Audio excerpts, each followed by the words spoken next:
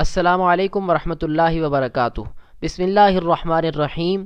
آج کی اس ویڈیو کا موضوع ہے 1 ملین نیکیوں کا حصول اور 1 ملین گناہ معاف، یعنی ایسا کون سا عمل ہے کہ جس کے ذریعے سے 1 ملین یعنی 10 لاکھ نیکیاں حاصل ہوتی ہیں اور 10 لاکھ گناہ معاف ہوتے ہیں۔ حضور پاک صلی اللہ علیہ وسلم نے ایسا کون سا عمل بتایا، آج کی اس ویڈیو کے اندر ہم وہ دیکھتے ہیں۔ تو چلیے سٹارٹ کرتے ہیں۔ رسول اللہ صلی اللہ علیہ وسلم نے ارشاد فرمایا کہ جو شخص بازار میں داخل ہو اور یہ پڑھے لا الہ الا اللہ وحدہ لا شریک لہ لہ الملک وَلَهُ الْحَمْدُ يُحْيِي وَيُمِيتُ وَهُوَ حَيٌّ لَا يَمُوتُ بِيَدِهِ الْخَيْرُ وَهُوَ عَلَى كُلِّ شَيْءٍ قَدِيرٌ۔ یہ چوتھا کلمہ ہے۔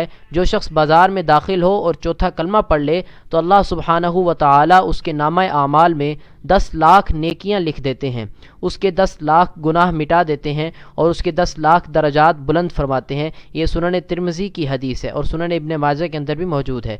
نیچے فائدے کے طور پر لکھا ہے کہ جو شخص اپنی کسی ضرورت سے بازار جاتا ہے اور اللہ کو یاد رکھتا ہے اور اس کا ذکر کرتا ہے تو اس کے لیے 1 ملین نیکیاں ہیں، یعنی 10 لاکھ نیکیاں ہیں۔ تو اب ذرا اندازہ لگائیں کہ جو شخص بازار، کاروبار اور تجارت پر جاتا ہی اس نیت سے ہے کہ وہاں اللہ کے احکامات اور رسول اللہ صلی اللہ علیہ وسلم کے مبارک طریقے زندہ کرے گا، تو ایسے شخص کو اللہ کے خزانوں سے کیا کچھ ملے گا، ہم اور آپ اس کا تصور بھی نہیں کر سکتے۔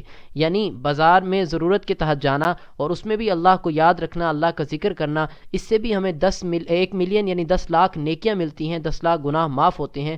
اور جو شخص بازار، کاروبار اور تجارت ہی اسی نیت سے کرتا ہے کہ اللہ کے احکامات اور رسول پاک صلی اللہ علیہ وسلم کے مبارک طریقے زندہ کرے گا، تو ایسے شخص کو اللہ کے خزانوں میں سے کیا کچھ ملے گا، ہم اور آپ اس کا اندازہ نہیں لگا سکتے، بے شک نہیں لگا سکتے۔ تو یہ چوتھا کلمہ ہے۔ جو شخص بازار میں داخل ہوتے ہوئے اس کو پڑھتا ہے تو اس کو 10 لاکھ نیکیاں ملتی ہیں اور 10 لاکھ درجات بلند ہوتے ہیں، 10 لاکھ گناہ مٹا دیے جاتے ہیں۔